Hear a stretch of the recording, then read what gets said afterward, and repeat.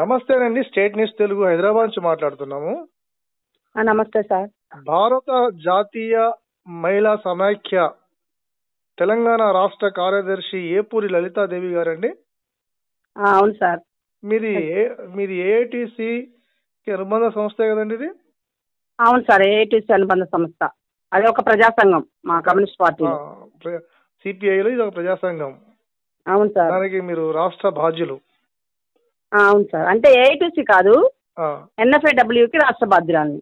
Okay okay okay okay అదే అండి, భారత జాతీయ మహిళా సమాఖ్యకి మీరు సెక్రటరీ, రాష్ట్ర బాధ్యురాలని. రాష్ట్ర ఏఐటిసి కాదు సార్. ఓకే, ఆ క్లియరెన్స్ ఉంది. ఏం లేదు మేడం గారు, మిమ్మల్ని ఒక 2 ప్రశ్నలు వివరణ ఇస్తారేమని చెప్పి, సమయం మాకు కేటాయిస్తారని చెప్పి రిక్వెస్ట్ చేస్తున్నాం. Okay sir, thank you. Madam ఏం లేదు, మద్యపాన వ్యతిరేక ఉద్యమం అనేది ఎలా అయిపోయిందంటే దున్నేవాడికి భూమి అన్న లాంగ్ టర్మ్ స్లోగన్ లాగా అయిపోయింది. ఎక్కడ ఇంప్లిమెంట్ కావట్లేదు. ఆ జోలికి కూడా రాజకీయ పక్ష నాయకులు ఎవరూ పోవట్లేదు ఆ జోలికి. ఈవెన్ కమ్యూనిస్ట్ వామపక్ష భావాలు ఉన్నటువంటి వాళ్ళు కూడా వెళ్ళట్లేదు. ప్రభుత్వాలు ఎక్కే ముందు మాత్రం మేము అది చేస్తాం ఇది చేస్తాం అని చెప్పి ఏదో హామీలు ఇస్తున్నారు. కనీసం ఆ హామీలని కూడా నెరవేర్చమని చెప్పి వామపక్ష పార్టీలు ఉద్యమాలు చాలా తగ్గించారు. అందులో ముఖ్యంగా కాంగ్రెస్ గవర్నమెంట్ వచ్చే ముందు రేవంత్ రెడ్డి గారు బెల్ట్ షాపులు మొత్తం తీసేస్తామని చెప్పి చాలా గట్టిగానే హామీ ఇచ్చాడు. సరే 2 నెలలు అయిందో కాకపోవచ్చు, ఆయన గవర్నమెంట్ వచ్చి అసలు తీసే ఉద్దేశం ఉందో లేదో కూడా తెలవట్లేదు. యాక్చువల్గా ఈ బెల్ట్ షాపులు ఎక్కువగా కమ్యూనిస్టు ఉద్యమాలు చాలా బలోపేతంగా ఉన్నటువంటి ఉమ్మడి ఖమ్మం జిల్లాల్లోనే ఈ బెల్ట్ షాపులు ఎక్కువ ఉన్నాయి. మరీ ముఖ్యంగా బురగంపాడు మండలంలో తీసుకుంటే, ఏజెన్సీ గ్రామాల్లో బురగంపాడు మండలం తీసుకుంటే ఎక్కడ పడితే అక్కడ బెల్ట్ షాపులు.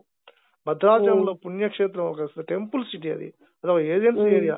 అక్కడ ఒక మన ఎంపీ గారు సిపిఐ తరఫున ఒక ఎంపీ చేశారు, ఎమ్మెల్యేగా 3 సార్లు మనం గెలిచాము సిపిఎం తరఫున.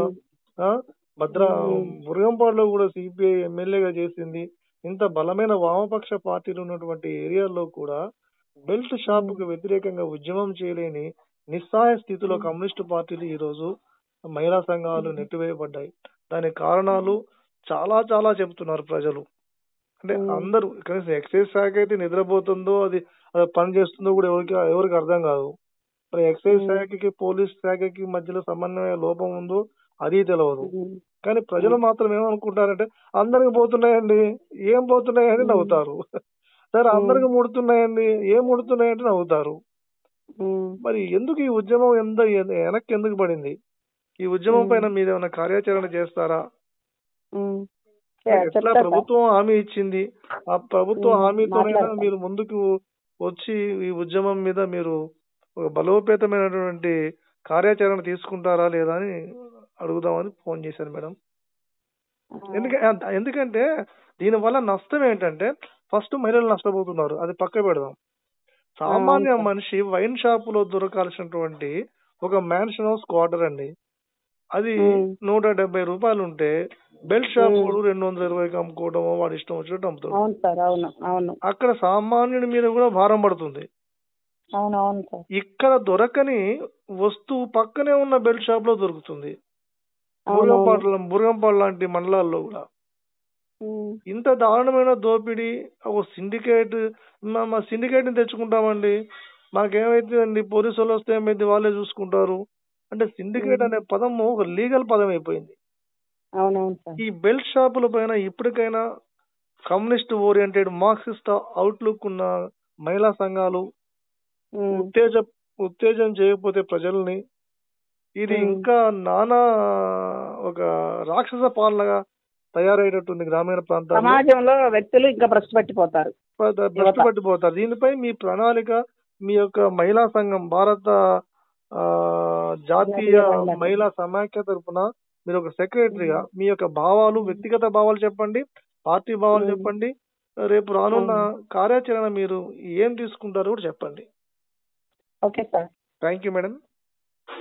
Thank you sir. చెప్పండి మేడం. గత ఎన్టీఆర్ గారు, నందమూరి తారక రామారావు గారు తెలుగుదేశం పార్టీని స్థాపించినప్పుడు ఆ రోజు ఎన్టీ రామారావు గారు మొత్తం బెల్ట్ షాప్ కాదు మద్యపాన నిషేధాన్ని తీసుకొస్తానని చెప్పేసి ముఖ్యమంత్రి గారు అయ్యారు. ఆ విధంగా ముఖ్యమంత్రి గారు అయిన తర్వాత అది అమలు చేశారు ఉమ్మడి రాష్ట్రంలో. ఆ రోజు అంతా మన ఉమ్మడి రాష్ట్రము ఆంధ్రప్రదేశ్ రాష్ట్రం చాలా సస్యశ్యామలంగా ప్రతి కుటుంబంలో వెలుగులు నింపుతూ ప్రతి పిల్లలు చదువుకుంటూ మంచిగా వ్యవసాయం చేసుకుంటూ ఆనందంతో ఆ తెలుగుదేశం గవర్నమెంట్లో ఎన్టీఆర్ గారి గవర్నమెంట్లో చాలా ఉత్సాహంగా ఉన్నాం ప్రజలంతా. వ్యవస్థ కూడా ముందుకు పోయింది. కానీ మళ్ళీ తర్వాత వచ్చిన గవర్నమెంట్లు మళ్ళీ దాన్ని తీసుకొచ్చేసి మద్యపానాన్ని తీసుకొచ్చేసి మళ్ళీ యాసిడ్గా వెనక కాంగ్రెస్ గవర్నమెంట్లో ఉన్నప్పుడు ఎలా అయితే అయిందో అట్లా అయింది. తర్వాత ఇది తెలంగాణ ప్రత్యేక తెలంగాణ కావాలని చెప్పి ఉద్యమాలు జరిగినాయి. ఆ ఉద్యమ నేపథ్యంలో మన ప్రత్యేక రాష్ట్రము సోనియా గాంధీ గారు ఇచ్చారు.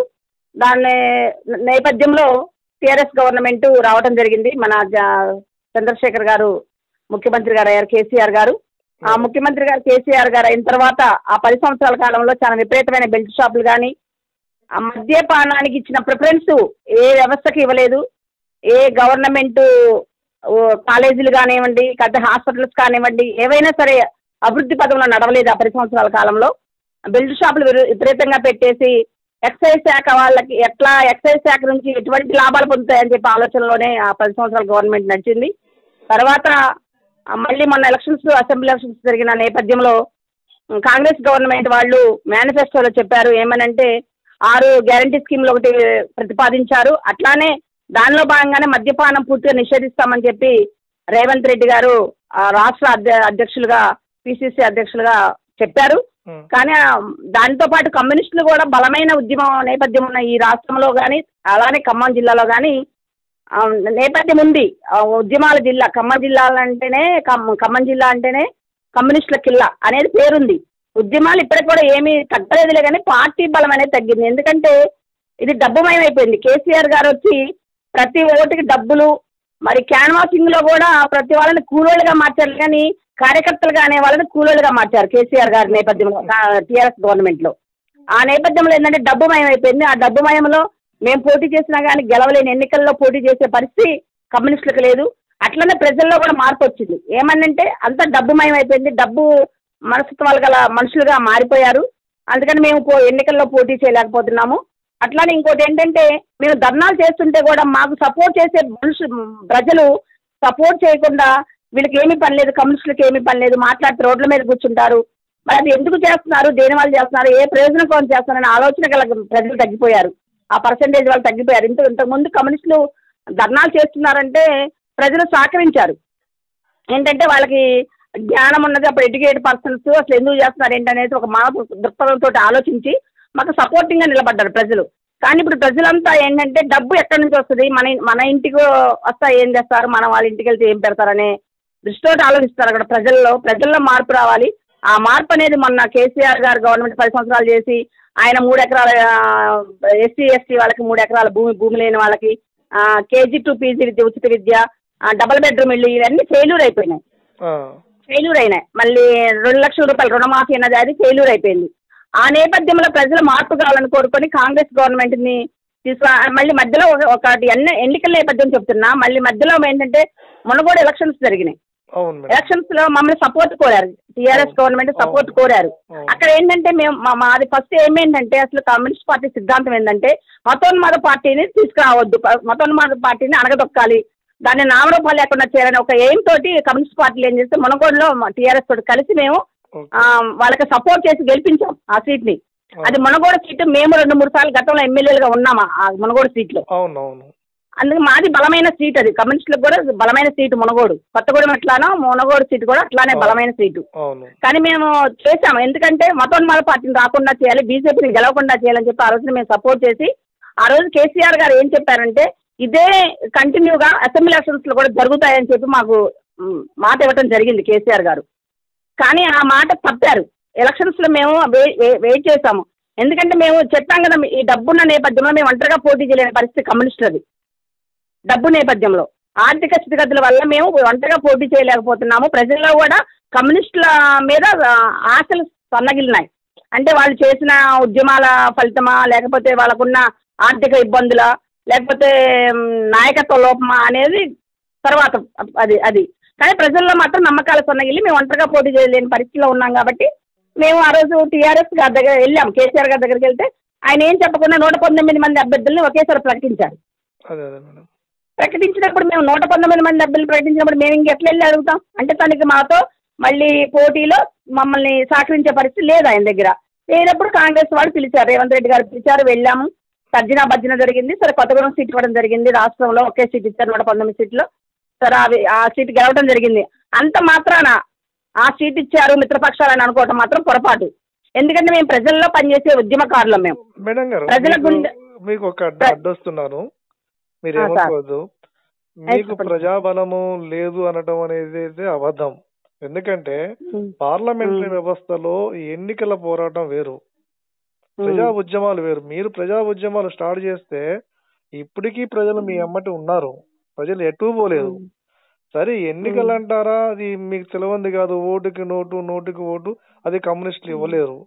ఎప్పుడు నా చిన్నప్పటి నుంచి ఉద్యమంకి కమ్యూనిస్ట్ ఎప్పుడు జనాలు ఫుల్ వచ్చేవాళ్ళు, ఎన్నికల్లో ఓడిపోయేవాళ్ళు. కానీ ఉద్యమంలో మాత్రం ప్రజలు కమ్యూనిస్టులు ఎప్పుడు సపోర్ట్ చేస్తారు, అది గ్యారెంటీ. ఇప్పటికీ కూడా బలం తగ్గలేదు.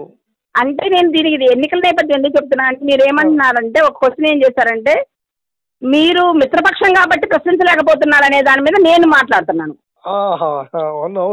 నేను ఆ క్వశ్చన్ మీద మాట్లాడుతున్నాను. అంటే నేను ఫస్ట్ నుంచి చెప్పుకొస్తున్నా అసలు మద్యపానం అనేది ఎలా వచ్చింది, ఏ విధంగా వచ్చింది, ఎన్టీఆర్ గవర్నమెంట్ తీసేసిన తర్వాత మళ్ళీ వీళ్ళు ఎందుకు పెట్టారు, దాని మీద వచ్చే ఆర్థిక వనరులు వదిలిపెట్టుకోలేకపోయారు. ప్రజలు కూడా మద్యపాన రహిత సమాజాన్ని కూడా కోరుకోవట్లేదు, ఎందుకంటే ఆ స్టేజ్ దాటిపోయింది.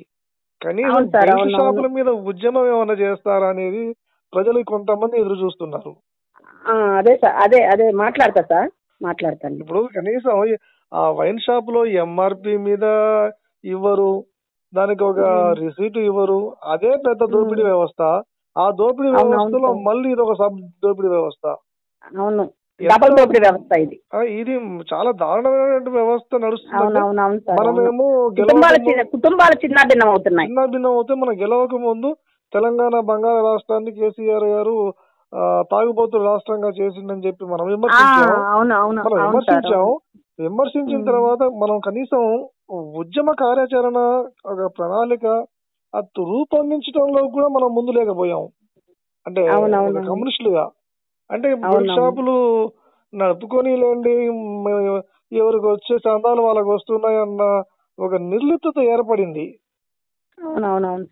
అది మరి అది డిపార్ట్మెంట్ శాఖలు, గవర్నమెంట్ శాఖలు కూడా నిమ్మక నీరెత్తినట్లు ఉన్నాయి. ఇప్పుడు మీలాంటి మహిళా సంఘాలు ముందుకు వస్తే తప్ప ఈ బెల్ట్ షాప్ మూయబడవు. మేడం గారు మీరు ముందుకు రావాల్సిన అవసరం ఉందని ప్రజలందరూ కోరుకుంటున్నారు. దానికి మీరేం చెప్తారు? అయితే ఇప్పుడు ఎక్సైజ్ షాపులు పాటలు పెట్టేటప్పుడు మేము వెళ్ళాం సార్, వెళ్తాం మహిళా సంఘాలుగా. ఆల్ కమ్యూనిస్ట్ పార్టీ మహిళా సంఘాలన్నీ మేము ఎక్సైజ్ పాటల దగ్గరికి వెళ్ళి ఆఫ్ చేస్తున్నాం. అయితే వీళ్ళు ఏం చేస్తున్నారంటే, మగవాళ్ళు ఏం చేస్తున్నారంటే, ఆడవాళ్ళని రానివ్వకుండా ఆ పాటలు పెట్టే దగ్గర ఆ పాటల పేర్లే ఆడవాళ్ళ పేర్ల మీద పెట్టేస్తున్నారు. నేను ఆ జోలికి పోతా. అది ఓకే, గవర్నమెంట్ ప్రక్రియ జరుగుతుంది. వైన్ షాప్ లైసెన్స్ ఇస్తారు, కాదంటలేదు. అది చట్టబద్ధంగా జరుగుతున్నటువంటి ప్రక్రియ. కానీ బెల్ట్ షాప్ అనేది ఇల్లీగల్. కనీసం లీగలైజ్ అయినా చేయండి. ఊరికి 2 బెల్ట్ షాపులకైనా లీగలైజ్ చేసి వాటికి లైసెన్స్, సబ్ లైసెన్స్ ఇవ్వండి.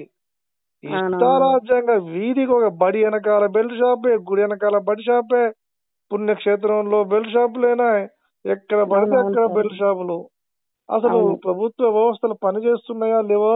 రాజకీయ నాయకులు వీటి మీద ఉద్యమం కూడా చేయరు. అన్ని వర్గ ప్రజలు వీటిని బాగా నిరుత్సాహపడిపోయారని, ఏమి కాదు అన్న ధోరణికి వచ్చేసారు.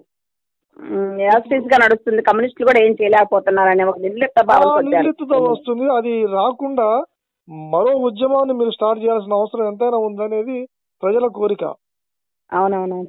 పూర్తి మద్యపాన రహితం అనేది సాధ్యం కాని విషయం. కనీసం బెల్ట్ ప్రభుత్వానికి వనరులు అదొక మెయిన్ వనరు అయిపోయింది. అది మెయిన్ వనరు. ఈ బెల్ట్ షాపులేమో సామాన్యుని దోచుకునే వనరు అయిపోయింది. అవును సార్, అవును. అక్కడ మనం కట్టడి చేయాల్సిన అవసరం ఉంది అంటున్నాను. దాని మీద మాట్లాడతాను. దానిపైన మీ యొక్క అభిప్రాయం, వ్యక్తిగత అభిప్రాయం చెప్పండి. ప్రజలకి మీరు చెప్పబోయే సందేశాన్ని చెప్పండి. Okay sir. ఓకే, చెప్పండి మేడం గారు, మీరు ఏ సందేశం చెప్పబోతున్నారు? అదే ఈ మండలానికి ఒక 2-3 షాపులు అలాట్మెంట్ చేస్తున్నారు. మన గవర్నమెంట్ తరఫున అలాట్మెంట్ చేస్తున్నారు పాటల్లో. మేడం ఆ 2-3 మండలానికి 2-3 షాపులు అలాట్మెంట్ చేసిన తర్వాత, అంటే మండల విస్తీర్ణాన్ని బట్టి ప్రజలను బట్టి అలాట్మెంట్ చేస్తున్నారు షాపుల్ని. అవును మేడం గారు. ఆ చేసిన తర్వాత దానికి ఏమవుతుందంటే, మండలంలో ఒక 20 గ్రామ పంచాయతీలు ఉన్నప్పుడు ఒక 3 మెయిన్ పెద్ద విలేజెస్ లో ఒక 3 శాంక్షన్ అవుతున్నాయి గవర్నమెంట్ తరఫున. అవునండి. ఆ 3 దగ్గర నుంచి 100 షాపులు బెల్ట్ షాపులు వస్తున్నాయి. అవును 100. అయితే ఈ 3 షాపులు వాళ్ళ దగ్గర నుంచి ప్రజలకి అందుబాటులో లేకుండా దూరంగా ఉంటే, దగ్గరగా వస్తే షాపులు నడుస్తాయని చెప్పేసి వాళ్ళు కూడా సిండికేట్ అవుతున్నారు. ఈ బెల్ట్ షాపులు వాళ్ళు, ఆ పాట పాడిన వాళ్ళు ఇద్దరు సిండికేట్ అయ్యి వాళ్ళ బిజినెస్ ఎక్కువ నడుస్తుంది. వీళ్ళు తీసుకొస్తున్నారు వాళ్ళ దగ్గర, వాళ్ళకి 10 రూపాయలు వస్తే చాలని చెప్పేసి వాళ్ళు వీళ్ళకి అమ్ముతున్నారు. అంటే ఇదంతా వ్యక్తిగత మధ్య జరుగుతుంది కానీ, వ్యక్తుల మధ్య జరుగుతుంది కానీ, దీన్ని గవర్నమెంట్ అరికట్టడంలో విఫలం అవుతున్నారు. ఏ గవర్నమెంట్ అనేది, టీఆర్ఎస్ఆ కాంగ్రెసా అనేది విఫలం అవుతున్నారు. గవర్నమెంట్ అనేది టీఆర్ఎస్ విఫలమైంది, ఇప్పుడు కాంగ్రెస్ వచ్చి కూడా 2 నెలలు అవుతుంది. దాని గురించి ఏమీ చర్య తీసుకోలేదు. ఇప్పుడు 6 గ్యారెంటీల్లో 2 అమలు చేస్తున్నారు. ఇప్పుడు 2 మీద వ్యక్తులను పెట్టి, అన్ని డిపార్ట్మెంట్ వ్యక్తులను పెట్టి సర్వే చేపిస్తున్నారు. ఏంటి కరెంటు 200 యూనిట్ కరెంటు ఎవరు కలుస్తున్నారు, ఎవరికి ఎలిజిబుల్ అని చెప్పేసి ఒక సంస్థల్లో పనిచేసే, గవర్నమెంట్ సంస్థల్లో పనిచేసే వాళ్ళని పెట్టి సర్వే చేపిస్తున్నారు ఎవరింట్లో ఏమున్నాయని. అట్లనే ఈ బెల్ట్ షాపుల మీద కూడా అసలు విలేజ్కి ఎన్ని బెల్ట్ షాపులు నడుస్తున్నాయి, ఎక్కడ నడుస్తున్నాయి? రేవంత్ రెడ్డి గారు గెలవక ముందే చెప్పాడు 1,00,000 బెల్ట్ షాపుల పైన ఉన్నాయని చెప్పాడు ఆయన. అదే బెల్ట్ షాపులు 1,00,000 పైన. ఒక విలేజ్ లోనే 10 ఉంటున్నాయి. ఒక విలేజ్ లోనే 10 ఉన్నాయి. ప్రతి సెంటర్ కు ఉంటున్నాయి. అంటే ఇది ఎలా నడుస్తున్నాయి అంటే బెల్ట్ షాపులు, క్రైమ్ రేట్ కూడా పెరుగుతుంది. క్రైమ్ పర్సెంటేజ్ పెరుగుతుంది. క్రైమ్ పర్సెంటేజ్ ఎలా పెరుగుతుంది అంటే, వీళ్ళు సంబంధిత శాఖలతోని స్నేహభావంతో తిరగడం వల్ల మాకేంటి వాళ్ళు ఉన్నారు వీళ్ళు ఉన్నారు, నువ్వేం చేస్తావు చేసుకోపో అన్నంత దందాగా మాట్లాడే వేరే క్రైమ్స్ కూడా ఇన్వాల్వ్ అవుతున్నాయి దీంట్లో. అవునవును, అదే సార్, అందుకే నేను చెప్తున్నాను. ఒక విలేజ్ కి ఆ షాపు హెడ్ షాప్ మీద ఒక 10 బెల్ట్ షాపులు, వాళ్ళు కూడా ఏం చేస్తున్నారంటే, ఆ వచ్చే వాళ్ళు ఎవరు మన దగ్గరే కొనాలని ఒక కాన్సెప్ట్ తోటి లేరు.